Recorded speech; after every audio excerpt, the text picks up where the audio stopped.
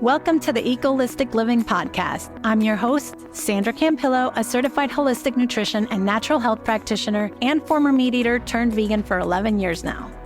After learning the truth about our food system and the animals, I experienced healing on so many levels. I started living what I learned, and now I want to help you do the same. So if you're ready to live your life to the fullest and experience your own healing transformation, then you, my friend, are in the right place. Because living your best life, that is what Echolistic Living is all about. So grab yourself a fruit smoothie, plug in those ears, and let's get started.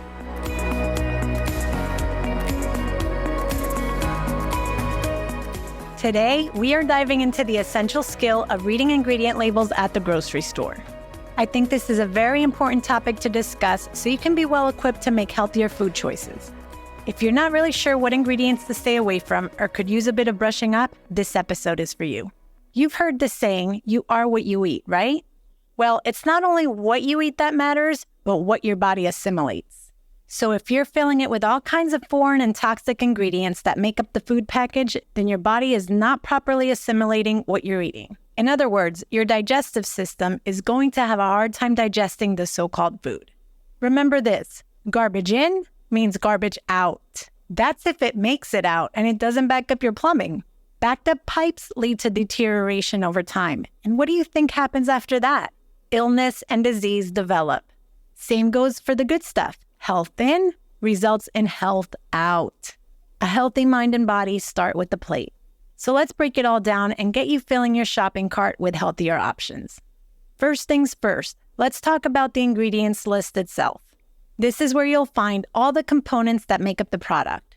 Pay attention to the first few ingredients. These are listed in descending order from highest to lowest in weight, which means they make up the majority of what you'll be eating. The last ingredient listed makes up the least amount of the food product. Look for products that have whole foods listed in the first ingredients. Also, look for foods that list ingredients you can actually read and understand. Stay away from those lengthy ingredient labels. Nothing good comes from those. I have a tool for this to share with you that will make your life so much easier, so be sure to listen till the end. Next, get familiar with common food additives and ingredients so you know what to look out for. You'll want to avoid things like artificial preservatives, colors, flavors, and sweeteners. And when you see high fructose corn syrup, hydrogenated oils, and refined sugars, run for the hills. These are terrible for the body and come with a hidden agenda. And in case you didn't know, these toxic ingredients create holes in your intestinal lining that cause what is commonly known as leaky gut. This leads to inflammation, weight gain, diabetes, and many other health complications, which is why it's so important you know what to look out for before you buy. And that means looking beyond the front labeling. The front of the package is worded to perfection and designed with intention of selling you on it. This way you don't bother turning it around to look further. Don't be fooled. It's all marketing to make the sale and fuel the bottom line. It has nothing to do with your health and well-being. Remember that next time you feel compelled to buy something solely on what the package says on the front. Here's how you can get ahead of the tricksters. When you go grocery shopping, scan the ingredient list and look for whole, minimally processed ingredients that you can recognize and pronounce. They should not be lengthy or confusing. Ingredients like fruits, vegetables, whole grains, nuts, seeds, and legumes are generally good indicators of a nutritional product. Unless, of course, you're allergic to nuts. Keep an eye out for hidden sources of allergens or dietary restrictions, such as gluten, dairy, and soy. These ingredients may go by different names or be disguised as additives, so it's important to read labels carefully if you have specific dietary needs.